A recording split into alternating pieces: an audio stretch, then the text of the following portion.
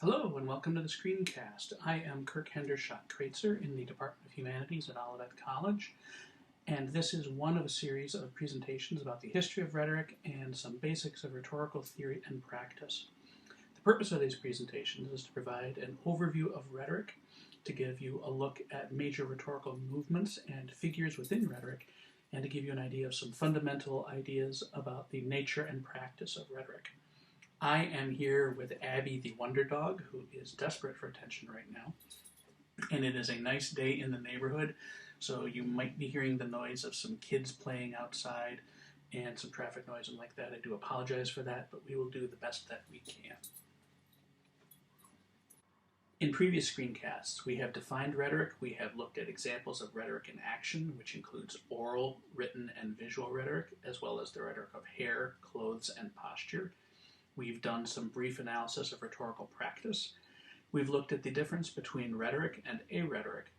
We've reviewed four major classical traditions: the Aristotelian, the Ciceronian, the Decorous, and the Second Sophistic. We've taken a closer look at Aristotle and Aristotelian rhetoric, in particular his differentiation between rhetoric and dialectic. And we've looked at some of the differences between Aristotle and the Sophists, as well as some of the complexities of those issues. We're still in the classical period, but we're moving out of ancient Greece and into ancient Rome, where we will have a closer look at Cicero and Ciceronian rhetoric. This is the second of our four major classical traditions. Some of the ideas and concepts you hear today will be familiar to you. Cicero didn't think them up. Many of them he developed as part of his and now our cultural inheritance. Cicero himself was an aristocratic Roman politician and lawyer who lived from 106 to 43 BCE. He is generally regarded as one of Rome's last great republicans. This is not in the American sense of a political party, but in the sense of a defender of the idea and the existence of the Roman Republic. He strenuously resisted authoritarian populism, as well as Caesar's dictatorship and the triumvirate that took over after Caesar's assassination, and it was this resistance that eventually got him executed. He was one of Rome's greatest orators, an incredibly influential figure in the development of rhetoric as a practice and as a field of theory, and in fact of Latin literature in general. He was extremely important in the development of early Christianity. St. Augustine quotes from him a lot, for example, and a lot of his ideas you can see being applied in the early Christian messaging, like Paul's letters. I think you can even make an argument that Renaissance humanism and the American Enlightenment would not have happened, or at least not in the way that they did, if it weren't for Cicero. There are lots of reasons to study the guy, but our purpose here today is specifically Ciceronian rhetoric. He wrote a lot about rhetoric in a variety of texts. Some of his major rhetorical works are De Inventione, De Oratore, Orator, and the Ad Herennium, which is a disputed work. It used to be attributed to him, but now its authorship is questioned. It does have lots in common with his thinking, particularly his early thinking, and that's why I'm including it in this talk. In fact, that's why I'm calling this talk Ciceronian Rhetoric as opposed to Cicero's Rhetoric, because some of these are his ideas, some of them are ideas that are closely allied with him, even though we can't definitively state that he's who wrote them. We're going to be looking at a relatively restricted set of Ciceronian ideas because we're trying to keep these presentations more or less tight in time. First is rhetoric as a struggle. Second, the causes or kinds of rhetoric, also known as the genres of rhetoric. Third is the canons of rhetoric. Fourth is the parts of an oration. And last is the levels of style. First up, rhetoric as struggle. For Cicero, oratory is agonistic. Agon, the root word, means struggle or contest, but it also means public assembly. In other words, the public assembly is a place of struggle. Rhetoric is in public, it is a public form, and so these two ideas of in public and contest go hand in hand. And in fact, in Cicero, a lot of rhetoric is designed to defeat an opponent. There is a winner and there is a loser. Previous rhetors, like Isocrates, depicted orators as athletes in this idea of a contest. Cicero rejects this metaphor. He saw athletes as too soft, too oiled up, too pampered. They couldn't deal with the real world. Instead, he presents orators as soldiers whose goal is to demolish the enemy. At one point, Cicero specifically refers to orators as gladiators, which means basically rhetoric is a battle to the death or the complete and total surrender of your opponent. When it comes to rhetorical genres, Cicero identified a number of them. 3 are relatively well known, and the 4th is actually talked a lot outside of the specialists. So you're getting some like super secret special inside knowledge here. The rhetorical genres are sometimes called the causes or kinds of rhetoric. Sometimes they're called types. I kind of like the word causes, and I went back and forth about what to put here. The reason for that is there's a reason that would prompt you to use each one of these genres. There's something that would cause you to do it. And frequently, there is a cause that you are pursuing with your rhetoric. And so the word works for me. The first 3 causes fall under the genre of contentio or contention. And in the public oratory, the rhetoric that was delivered in front of a group of people, Cicero used a tripartite or 3-part division just like Aristotle did. The first is deliberatium, the second is judiciale, the third is demonstratium. The 4th is a whole other genre, sermo or conversation, and that is social rhetoric, rhetoric for more private or more intimate groups. What we're going to do now is look into these in more detail. Deliberatium, or deliberative rhetoric, is where policy is discussed. It is persuasive rhetoric. It is also the rhetoric you use when giving advice. In it, you are arguing for or against an action. These actions are typically weighty, like whether to go to war. They are not theoretical. As the orator, as the speaker, as the writer, you want your audience to do something. That audience was popular. It is the people. It is not a group of specialists like philosophers. The funky thing here is that Cicero tended to have a low opinion of popular audiences. So in public speaking in general, appeals to emotion are okay, and in fact they're desired, particularly in deliberative rhetoric. So pathos is the big stick here. No matter what appeals you are doing, though, you should be using the language of everyday life to talk to your audience. Here is an example from Thaddeus Stevens in a speech to the U.S. House of Representatives. But this is not all that we ought to do before inveterate rebels are invited to participate in our legislation. We have turned, or are about to turn, loose 4 million slaves without a hut to shelter them or a cent in their pockets. The infernal laws of slavery have prevented them from acquiring an education, understanding the common laws of contract, or of managing the ordinary business of life. This Congress is bound to provide for them until they can take care of themselves. If we do not furnish them with homesteads and hedge them around with protective laws, if we leave them to the legislation of their late masters, we had better have left them in bondage. Stevens was a fiery orator, particularly in defense of the abolition of slavery. He is well worth looking at for multiple examples of deliberative rhetoric or deliberatium. Judiciale, or forensic or judicial rhetoric, is the rhetoric of legal courts, prosecution and defense, guilt and innocence. It has its own special language and rules of procedures about what does and does not constitute evidence. In Cicero, it is a little complicated because judicial rhetoric pulls both from deliberative and epideictic alike. It is a boundary-crossing form. So you can debate causes and you can engage in praise or condemnation of individuals in this type of rhetoric. Generally, you are arguing for the guilt or innocence of a person.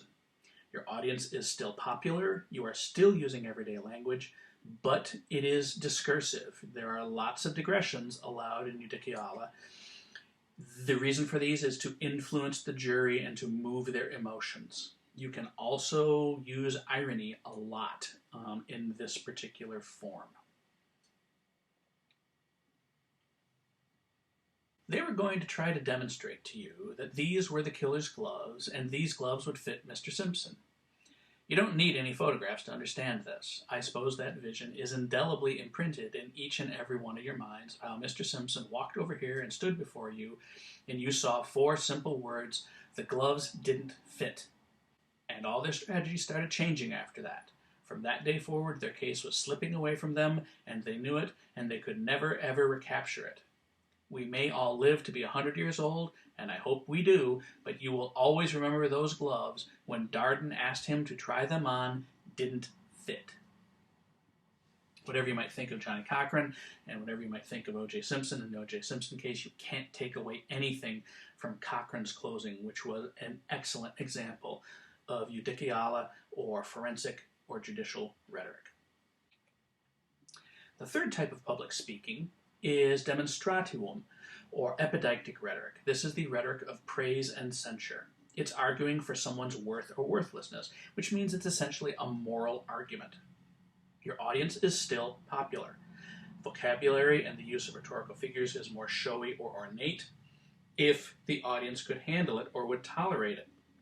What I mean by that is, if your audience isn't ready for it, if they're not willing to listen to it, if they're hostile towards you, you don't want to uncork a bunch of big, showy, ornate, flashy things, because it's just going to annoy them. Decorum or appropriateness is always a thing for Cicero. We'll talk about that more a little later. Demonstratium is highly rhythmic and euphonious, which means it is pleasant to listen to. It can feature longer and more complicated sentences, and it could be very digressive in its presentation. The history of the present King of Great Britain is a history of repeated injuries and usurpations, all having in direct object the establishment of an absolute tyranny over these states. To prove this, let facts be submitted to a candid world. He has dissolved representative houses repeatedly for opposing with manly firmness his invasions on the rights of the people. He has erected a multitude of new offices, and sent hither swarms of officers to harass our people and eat out their substance. He has plundered our seas, ravaged our coasts, burnt our towns, and destroyed the lives of our people. This is from Jefferson's Declaration of Independence. This is the revised version. He brought considerably more fire in the first draft and was forced to revise it back.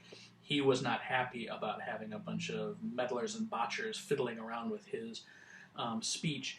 If you're interested, you can go online and look at the first versions of his speech to see some real rhetorical thunder being brought against King George, whom Jefferson absolutely could not stand.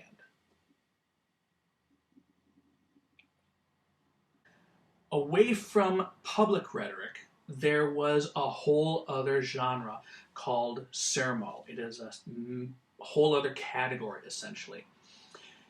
If deliberative, judicial, and epideictic rhetoric are for public consumption, sermo is for social groups, for philosophical discussions, for friends, for dinner conversations.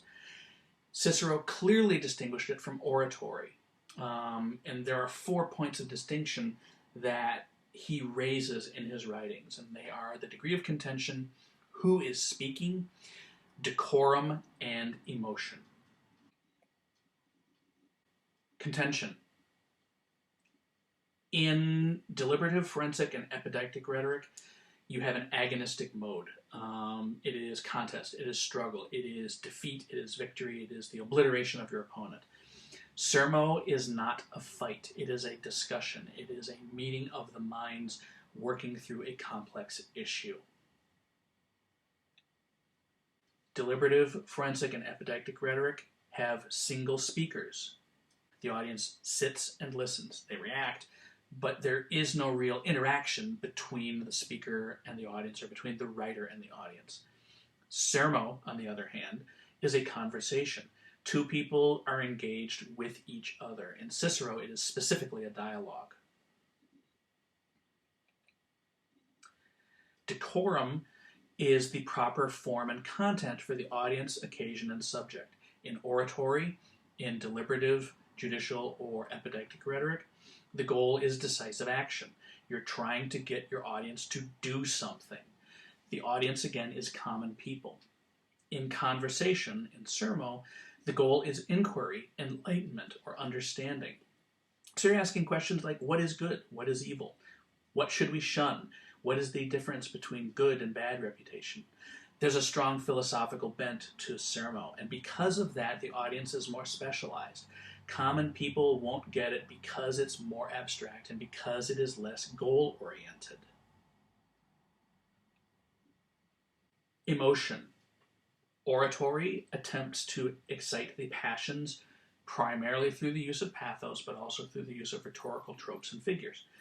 Sermo, on the other hand, should be serene and restrained. Ethos and pathos really have no part here. It is the rhetoric of the mind and of the spirit rather than of the emotions. Here's an example from one of Horace's dialogues. This is Sermo 2.7. Some people are dependably fond of their vices and stick to them regularly. Some swim back and forth, clinging now to right, now to wrong. The notorious Priscus was sometimes seen wearing 3 rings, sometimes none. He was so flighty that he would change his toga every hour. Starting out from a magnificent mansion, he would soon find himself in a place from which not even a decent freedman could emerge with self-respect. One moment he was a Roman libertine, the next an Athenian sage, unseasonable in any season. That buffoon Volonarius, when well-deserved gout had crippled his fingers, hired a servant to take up the dice and put them into a box for him. Yet by being constant in his vice, he was happier than the man who holds the reins now too tight, now too loose. You good for nothing. Will you get to the point sometime today? What is this all about? Why, it's about you, I say. So what is this all about? The point of this is not particularly clear. That's what Horace is grousing about to Daus in this. The point of the whole conversation is a philosophical lesson about what it means to be truly free. But that lesson is abstract and it is indirect. It's not presenting a specific clear-cut idea for an audience to act on. And in fact, I mean, you can't act on being truly free. It's an idea you have to embrace after prolonged consideration. That's why this is a great example of a sermo, besides the actual form of the thing with 2 people talking. Cicero proposed the canons of rhetoric. He laid them out in the Ad Herennium, De Inventione, and De Oratory. These are roughly analogous to what we today would call the stages of composition or the writing process. I'm saying roughly analogous because the first 2 stages clearly connect to each other, and the third stage somewhat connects to what we're doing today in composition and rhetoric classes, but after that there's considerable divergence. So I'm going to go through these, just name them for you, and then we'll get into some more detail. So they are in order: inventio or invention, dispositio or arrangement, elocutio or style, memoria or memorization, and pronunciatio or delivery. So it is gathering material, arranging your material, deciding on the level of style, literally memorizing the speech, and then deciding how to present it in a speech, gesture, facial expressions, intonations, inflections, and so on. And print, largely, these are questions of format. So inventio is traditionally, originally, sorting through your catalog of information that you had in your head to discover valid or apparently valid arguments to make in support of your cause. Today, we would call this the pre-writing or brainstorming session, where you do your research, you gather your ideas, you kind of get them all down there in order to figure out what it is that you know and what you don't know and what you need to know, and then you move on from there to dispositio, which is taking your arguments and arranging them in a proper order. So an outline here is an exceptional example of that very thing happening. Once you decide on what it is you're going to say and how you're going to present it, you move on to stage 3, which is elocutio. Elocutio is deciding on the proper language to the matter that you have decided on and the order you have put it in. And I can't emphasize enough the note of proper here. Cicero was all about this. We've mentioned it before, I'm mentioning it now, and I'm going to mention it again later. He was emphatic about situating your subject in relation to the audience and the way you were going to present it. You had to make your choices wisely, because if you didn't, you were going to lose or alienate or offend your audience, and then your cause is basically done. Once you had decided on your style and essentially composed your speech in your head, you had to memorize it. This is obviously not a thing for us today, but it was essential back in ancient Rome because you didn't have note cards, you didn't have teleprompters, you didn't have PowerPoints. You simply had yourself in front of a large group of people, and if you lost them, that was it, you were done. And so you had to have your speech down, you had to have it committed to memory. And then the last stage, or pronunciatio, is the control of your voice and body, again, in a manner that's suitable to the dignity of the subject matter and the style that you have chosen. And that's why I picked this particular picture for this stage, because this is a classical Roman oratorical pose, and this is a statue of Cicero, so it seemed very appropriate to me.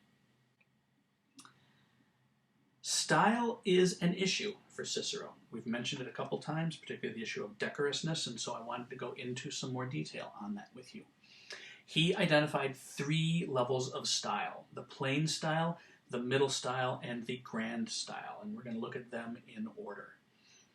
In the plain style, the goal is to inform the audience or to teach the audience. You use relatively few figures of speech. You prize plain and simple expressions. You tend to use normal word orders. You don't get really fancy with your sentences. You are direct. Clarity and explicitness are emphasized. The goal of the speaker is to appear down to earth or on a par with the audience. Here's an example. A short power supply cord is provided to reduce the risks resulting from becoming entangled in or tripping over a longer cord. Longer extension cords are available and may be used if care is exercised in their use.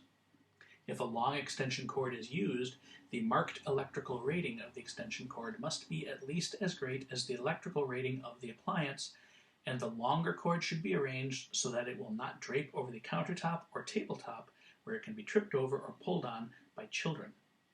Clear, direct, to the point, repeating important words and concepts to make sure that the audience gets it and they don't electrocute themselves or kill their kids. You pretty much want to be clear about this stuff and avoid, disasters happening. In the middle style, the goal is to please your audience. So you're going to get more figures of speech, such as metaphor, and when you get them, they're going to tend to be clustered. And what I mean by that is that rather than a bunch of assorted metaphors, you're going to pick metaphors that kind of live in the same family or that resonate with each other, which will give the piece a pleasing wholeness or contiguity. You can have more elaborate syntax and long, well-rounded periods, which means nicely built, pretty sentences. You can have some hyperbaton, not a lot. Hyperbaton is inversions of word order, or in our terms, Yoda speak. So, away put your weapon, I mean you no harm, is an example of hyperbaton. Elegance of expression, euphony, and loveliness are important in the middle style. Euphony means a pleasing sound to it, particularly playing off of vowel sounds and softer consonant sounds. The speaker should appear elegant, smooth, erudite, and charming to the audience.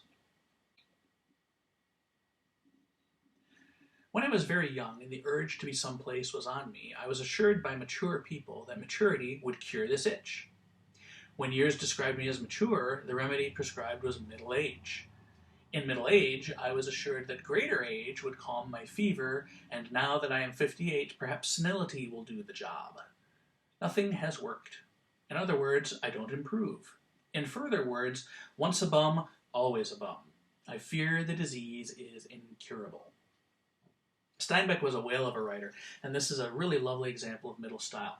It's self-deprecating, it's got some lovely sentence structures and kind of building rhythms in the thing, and really the classical marker of the thing is the clustered metaphors of illness and cure, which he sets up in the early sentence, which he sets up in the first sentence of the piece, and then develops over subsequent sentences. It's just really good, strong, clear, middle style writing. In the grand style, the goal is to move the audience. So figures of speech are more frequent and varied, but you don't use irony in the grand style. Matters that you would discuss in the grand style are simply too important to allow for a rhetorical figure like irony. You can get some very ornate syntax, and you can unleash all the rhetorical tools for sentence structures. So some of the ones that you might see are the optative mood, which is statements of wishes for the future. You can get lots of rhetorical questions. You can get intense repetitions of words and phrases. One example of this is anaphora, which is the repetition of words or phrases at the beginning of lines of poetry or sentences. Frequent appeals to pathos, because you're trying to move the audience. You really want to dig in hard on those emotional appeals. The goal of the speaker is to appear grand, impetuous, and fiery. However, there are risks with this. You have to be careful, or you're going to come across as laughable and deranged, which would undermine your case. Because of this, you can't do the grand style all the time. You need to save it for the right point in the composition, like the conclusion, or what Cicero termed the peroratio or the peroration. You bring out the big guns when it matters most, right at the end where you really want to land your case. Fondly do we hope, fervently do we pray that this mighty scourge of war may speedily pass away. Yet, if God wills that it continue until all the wealth piled by the bondsman's 250 years of unrequited toil shall be sunk, and until every drop of blood drawn with the lash shall be paid by another drawn with the sword, as was said 3,000 years ago, so still it must be said, the judgments of the Lord are true and righteous altogether. That's from Lincoln's second inaugural, and really, when it comes to style, any style, you can't find anyone better than Lincoln. He is simply remarkable. I could spend half an hour talking about this one little passage alone. The balancing of phrases, the parallelisms, the use of rhyme in order to land a particular idea, the establishing of an allusion to biblical texts, and the resolution of those ideas is just wonderful. And right at the end of that, he completely lands the idea that you reap what you sow. It's just really something.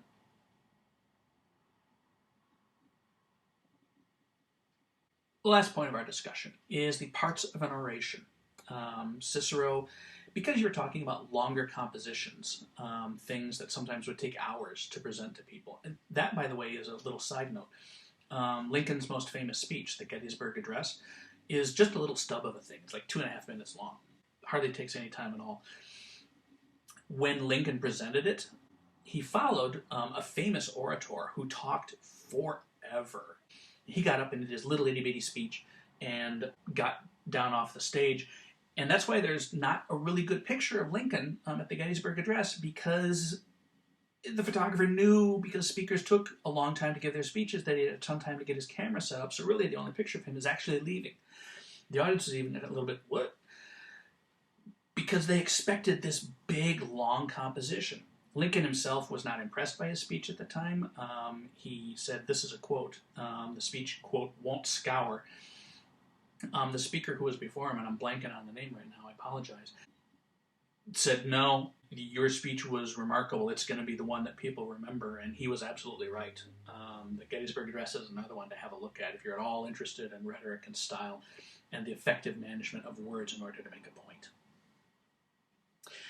Anyway, back to the parts of an oration.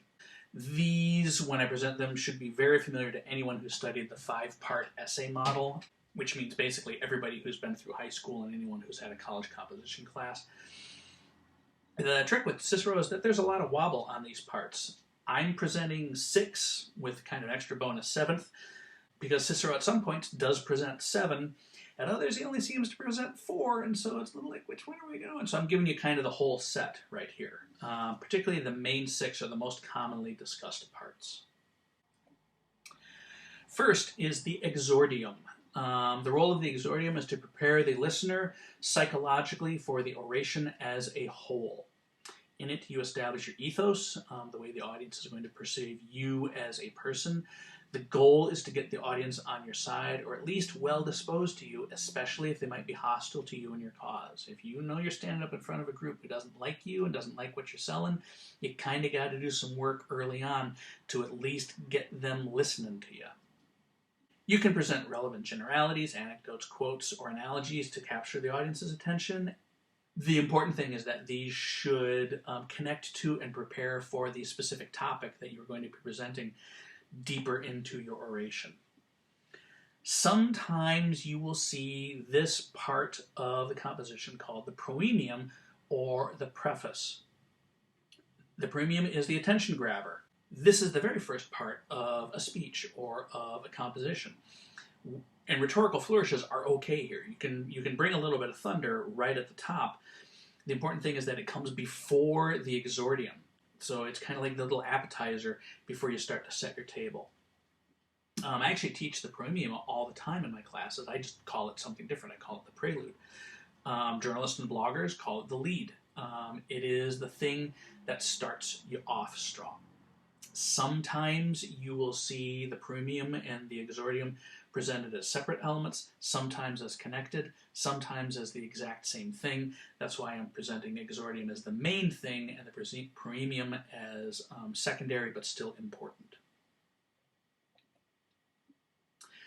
Narratio is where you state succinctly what will be your argument or thesis or point that you're going to be proving in your composition. Partitio is where you outline your main points or review the debate to clarify what needs to be discussed further. So if you look at these first 3 things, they're really all part of what we would call a modern introduction, where you set the table, you kind of establish the main shared ideas that everybody needs to be on the same page. You say, here's the point I'm going to make, and then you outline where the whole thing is going after that. Confirmatio is where you set out the arguments, typically 3, for the thesis, and then support these with evidence. So your arguments in support of your thesis and your evidence in support of your arguments. In modern terms, this is the body of an argument or the body of an essay. Refutatio is where you set out and refute opposing arguments or counter-arguments. So in my stuff, you'll see this frequently phrased as acknowledgement and response to counter-arguments or to counterclaims. A lot of arguments don't do this all the time, but it's really a good thing to do because you have to indicate an awareness that there's some other set of ideas out there. Otherwise, you're just kind of howling into a wilderness. And then finally, the peroratio, which is the summary of the argument, which sets out the urgency of the viewpoint and the actions that could and should be taken. Peroratio, or the conclusion, or the peroration, that's where we get our word today, is where you can unleash your big grand style flourishes. But like I said before, you have to be careful. If you go too far, you're going to alienate your audience and you're going to seem ridiculous.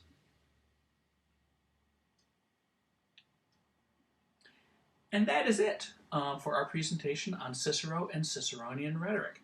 So what have we looked at? We've looked at Cicero a little bit himself and his rhetorical tradition, the second of our major classical traditions. In particular, we've looked at rhetoric as a struggle. We've looked at rhetorical genres. We have looked at the canons of rhetoric. We've looked at 3 levels of style, and we've looked at the parts of an oration. Coming up in future presentations, we're going to be continuing our looks at classical rhetoric with some consideration of grammatical rhetoric and the second sophistic. And then beyond that, we're going to move into the Middle Ages and the Renaissance and study those rhetorical traditions. That is it for this time. After I get done talking, there'll be a bibliography of my major sources for this presentation. That being said, thank you all for your time and your kind attention, and I look forward to talking with you all again soon.